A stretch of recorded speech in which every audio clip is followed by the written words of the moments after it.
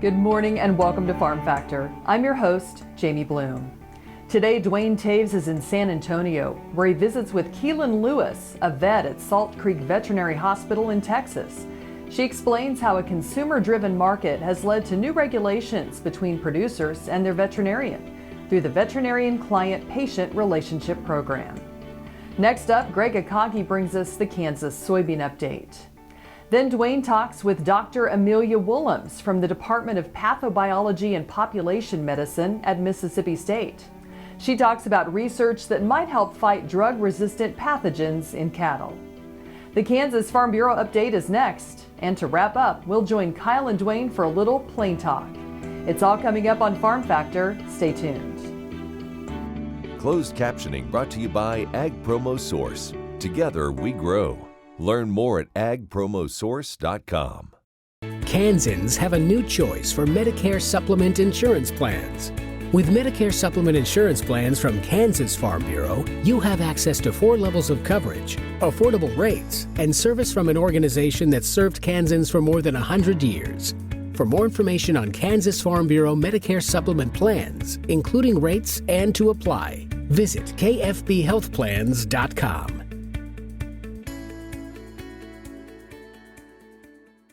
I had this horse. It was a good horse, except when the wind was blowing above 30 miles an hour. The wind was blowing about 35, 40, and I saddled him up, rode him out to the end of the lane, and I thought, well, he's doing pretty good. And about 6 jumps later, I was laying on the ground and thinking, boy, my shoulders sure hurt. I kept waiting, and it didn't get better, and so I went to orthopedic surgeon, and that showed that I had torn rotator cuff.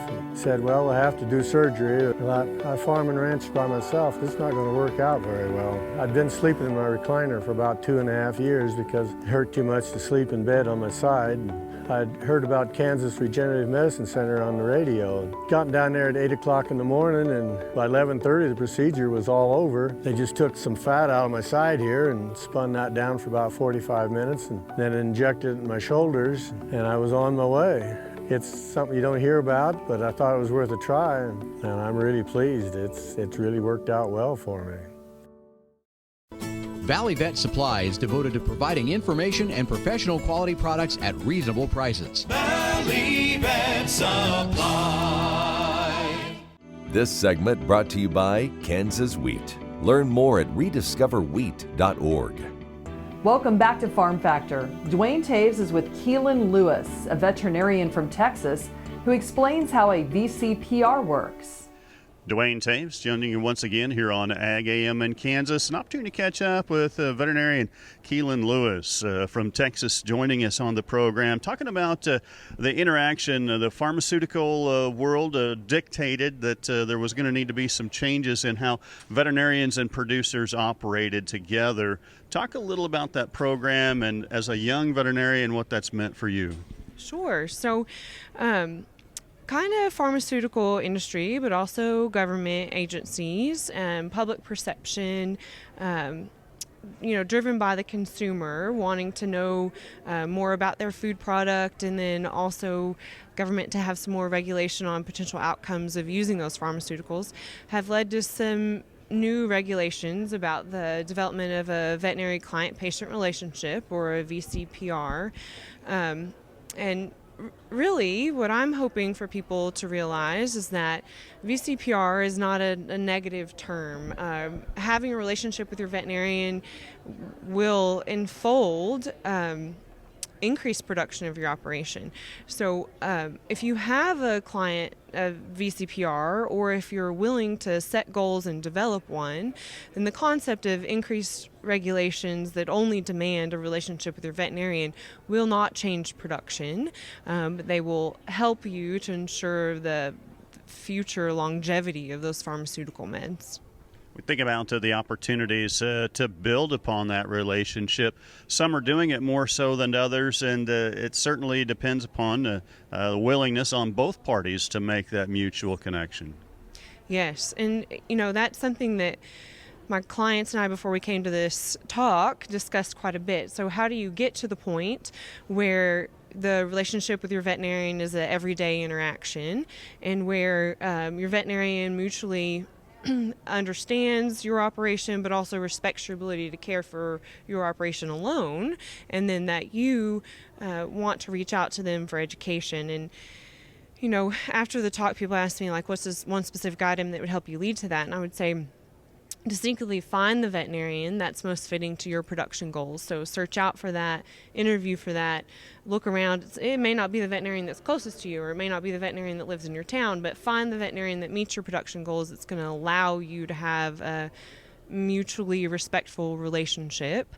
And then be open to that. Be open to how those goals can be reached with the relationship and your veterinarian. Our thanks to Dr. Keelan Lewis joining us on Ag AM in Kansas. Jamie, we'll send it back to you. Thanks, Duane. Stay tuned after the break for this week's Kansas Soybean Update.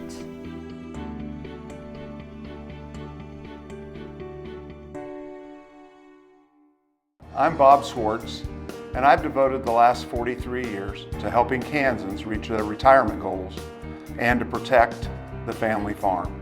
At Bob Swartz Financial, we believe everyone should be able to live the retirement they've always dreamed of. Our team of professionals can help you create an efficient strategy using a variety of investment vehicles to help you address your financial needs and your concerns. Bob Swartz Financial values commitment and transparency.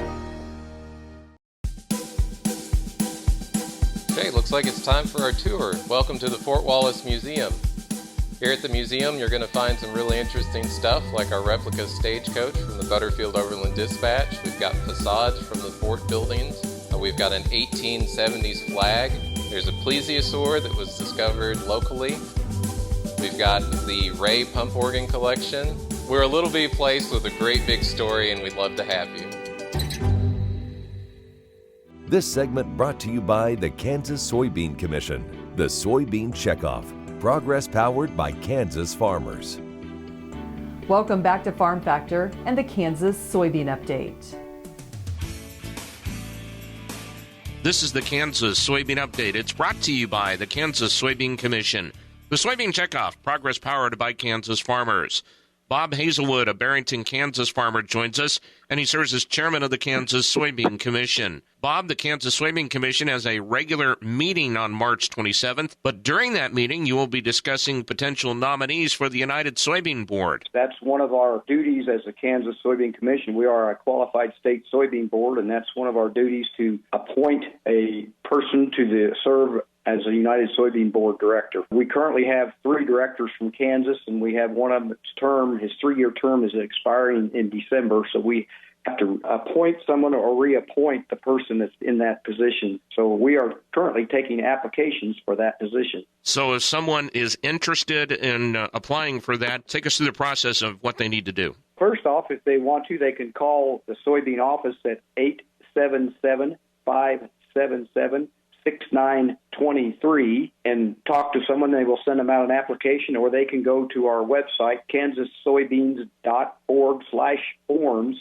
and should be able to find the application for the USB director slot on that website. And Bob, if there is a farmer out there that wants to be considered for that position, is there a deadline they need to get that in by? Yes, our Soybean Commission is meeting on March 27th, and through that meeting we will consider all applications at that time. I would suggest they make sure that they have it back to the office maybe the day before that, so that we can conduct that business anytime during the meeting. And as far as the person who is nominated and who would serve at that position, that is a 3-year position that would begin when? The time that they start will be December of this year when the new term would start. The United Soybean Board holds a meeting every December. It depends a little bit on the calendar. The appointment is done by the Secretary of Agriculture, because we just, as a qualified state soybean board, is just making a nomination, and the Secretary of Ag actually makes the appointment. And once again, they need to get that in by March 23rd. But give the number and website once again that they can do that. The phone number is 877-577-6923, or they can go on to our website, and it's kansassoybeans.org/forms. All right, Bob, we appreciate you joining us. Thank you very much. Okay, thank you. That is Bob Hazelwood, who serves as the chairman of the Kansas Soybean Commission. He joins us on the Kansas Soybean Update. It's brought to you by the Kansas Soybean Commission. The Soybean Checkoff, progress powered by Kansas farmers. Learn more at kansassoybeans.org. For Kansas Soybeans, I'm Greg Akagi. After the break, Duane visits with Doctor Amelia Woolums, who talks about how to keep cattle healthy when fighting against drug-resistant bacteria.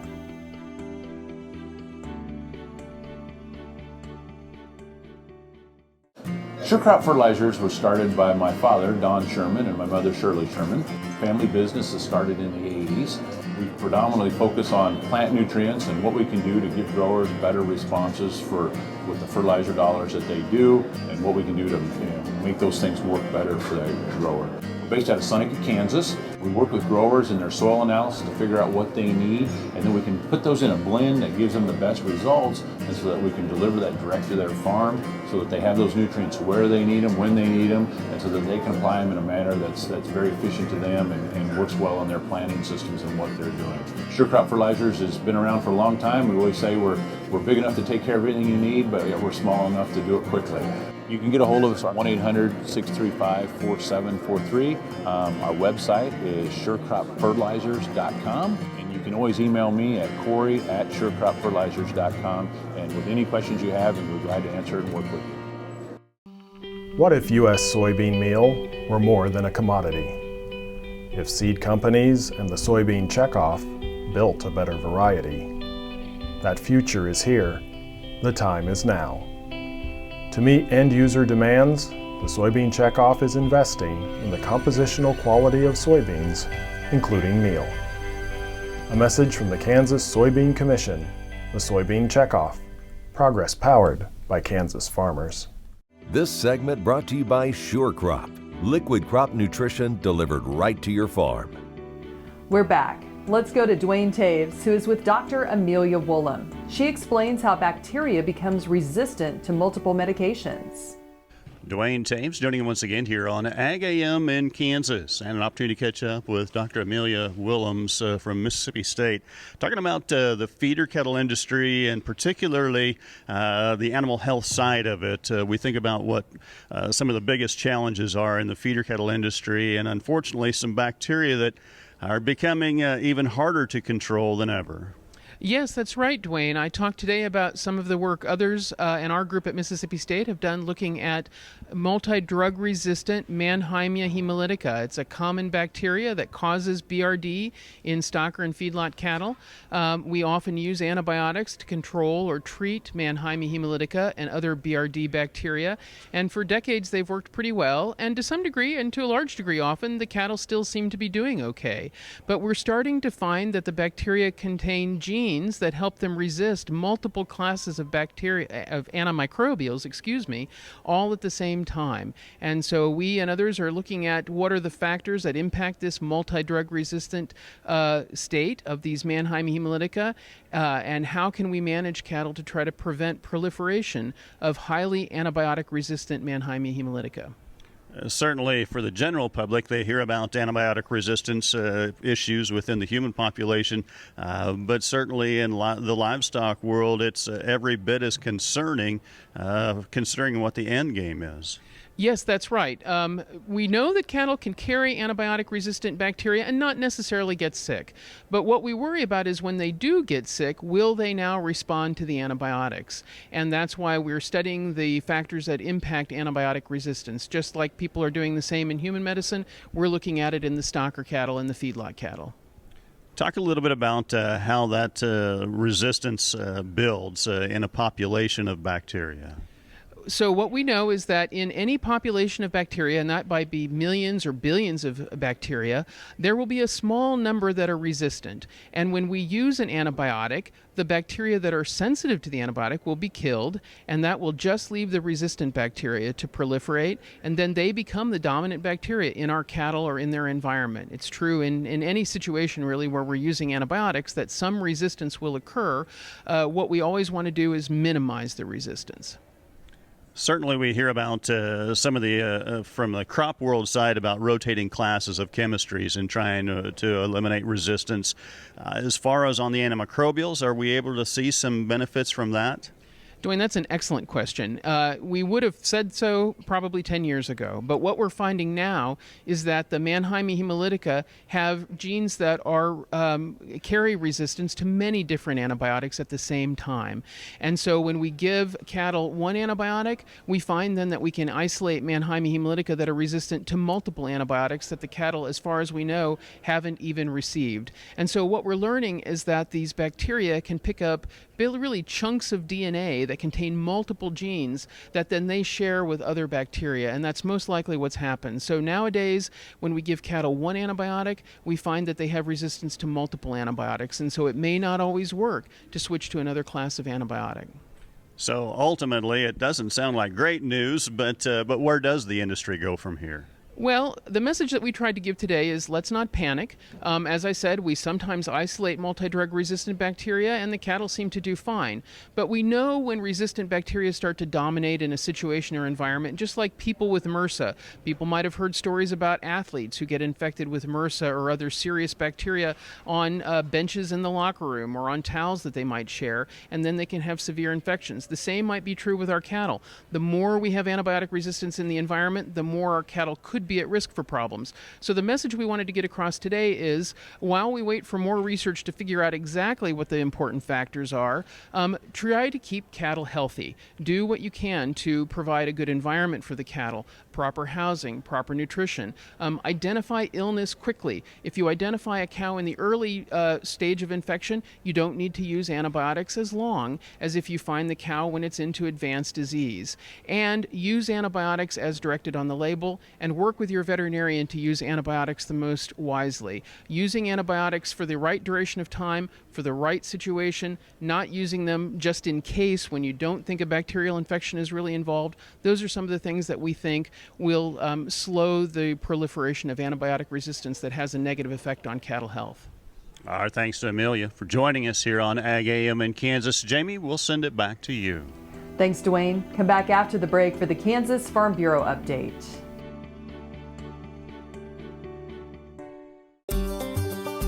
Welcome to the Western Kansas Wildlife Travel Center, right here in my hometown of Oakley, Kansas.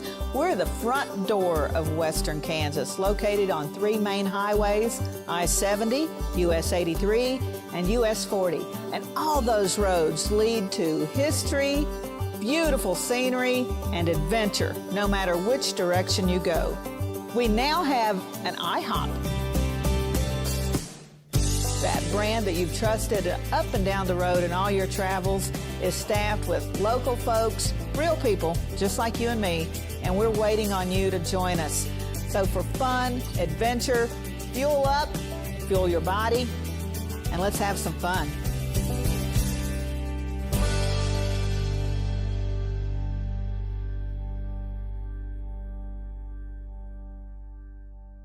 Kansas Farm Bureau has served farm families in rural Kansas for more than 100 years. We're pleased to offer new healthcare coverage choices for Kansans in 2020 through Kansas Farm Bureau Health Plans. No matter what stage of life you're in, we'll have options that fit your lifestyle. Plus, our network of providers is one of the largest available throughout the state of Kansas and beyond.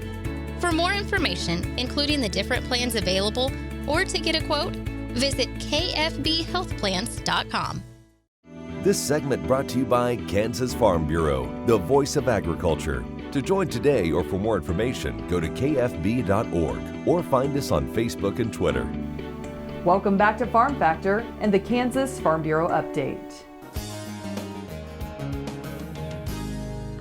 I'm Britton Rucker, and this is Ag AM in Kansas. I am at the 2020 Young Farmers and Ranchers Conference, and with me now is Jared Bowser. And what is your role at the conference? I'm served on the AFBF Young Farmers and Ranchers Committee, and so with that I get the pleasure of being also able to be on the state committee as well with a great group of people. I grew up on a small farm in northeast Kansas. We raised hogs and row crops, and then I went back to that after college, and we expanded from transitioned out of hogs into cattle, and so we raised livestock, cattle, and row crop. So kind of how did you get involved with the Young Farmers and Ranchers Conference? we started going to the Young Farmers and Ranchers Conference actually just as soon as we got done with college, because it was a great aspect for my close friend group from college to be able to come back together, and that's just kind of how the whole ball got rolling, I guess, was coming back after college and meeting up with good friends, and that expanded so much more because there's so many people that come here across the state, being able to meet all sorts of people from across the state and seeing what their different backgrounds and the things that they grow, and the workshops they get that they have here to kind of learn and see what's going on for the future and of our industry. So your main takeaway was really coming here and networking.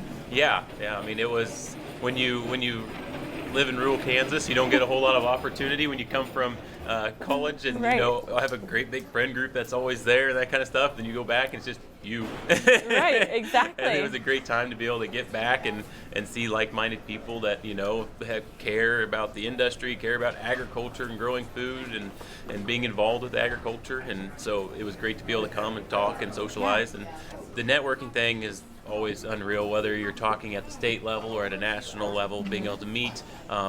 Met some great people going at the national level too, because the diversification then gets huge on what people grow, and it's just great being able to see all those different practices and what's going on, and not to mention, like I said, the workshops that you get to go through and the stuff that's presented there, the information that's presented there, that you can get to able to kind of see what other people are thinking and people in their expertise, so right. that you can take back home and maybe implement, or at least investigate more if it's something you want to do.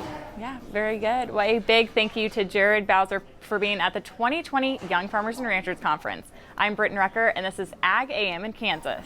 Stay with us. We'll be back after the break with Plain Talk. At Farm Credit, we partner with America's farmers who work hard each and every day to grow the food that we all enjoy. It's not an easy task, but it's an important one. Farm Credit is proud to work with farmers and ranchers, lending support in rural America. Kansas Farm Bureau has served farm families in rural Kansas for more than 100 years. We're pleased to offer new health care coverage choices for Kansans in 2020 through Kansas Farm Bureau Health Plans. No matter what stage of life you're in, we'll have options that fit your lifestyle. Plus, our network of providers is one of the largest available throughout the state of Kansas and beyond. For more information, including the different plans available, or to get a quote, visit kfbhealthplans.com. This segment brought to you by Santa Fe Trail Meats in Overbrook.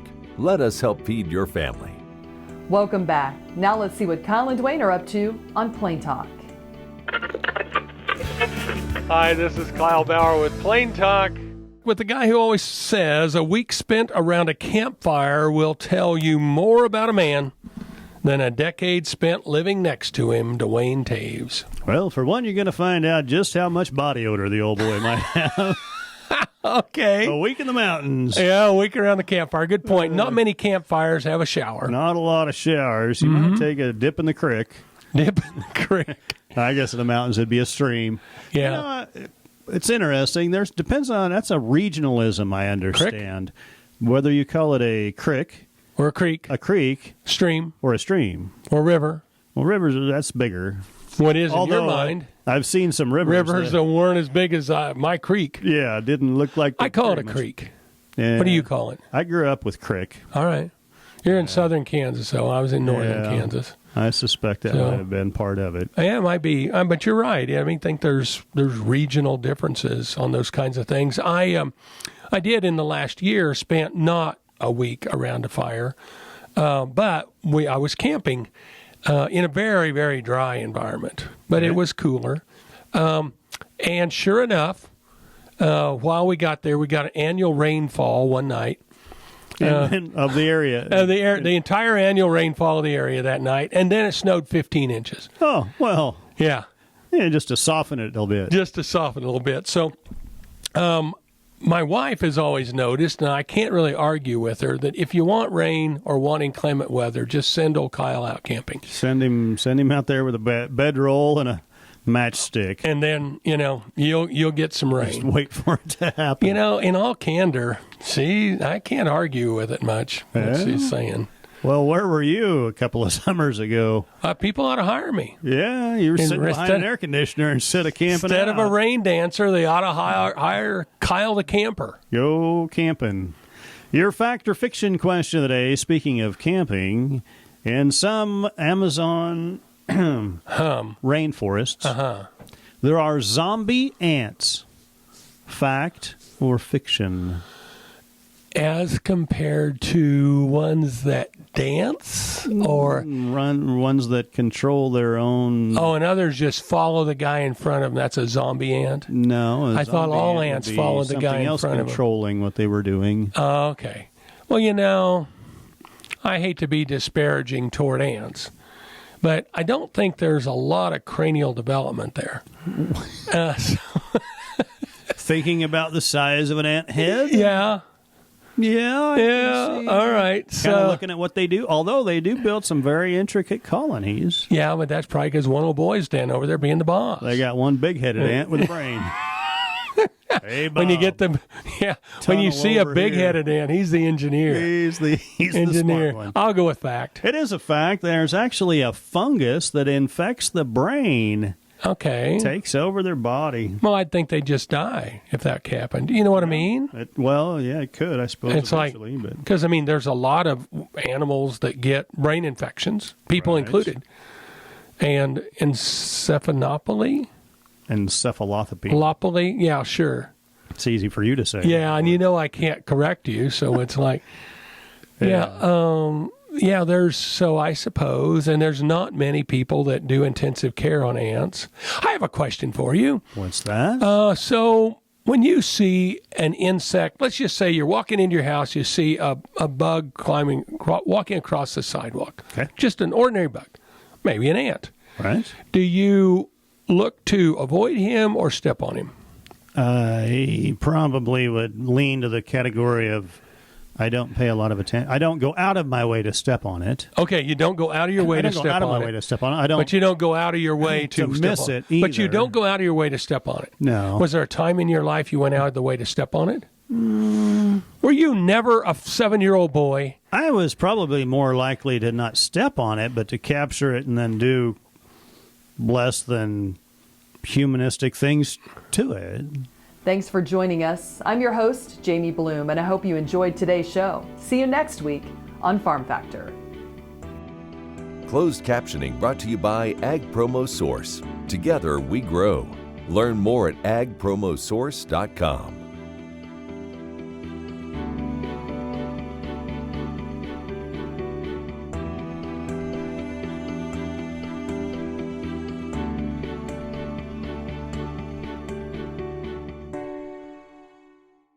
In 1821, a trade route was opened from Missouri in the United States across prairies and mountains to Mexico. In 2021, we will mark 200 years of epic conflicts and grand adventures, larger-than-life personalities, and sweeping landscapes. Join us on an historic journey. The Santa Fe Trail lives on. Find us on social media or santafetrail.org. Watch Ag AM in Kansas online at agamandkansas.com.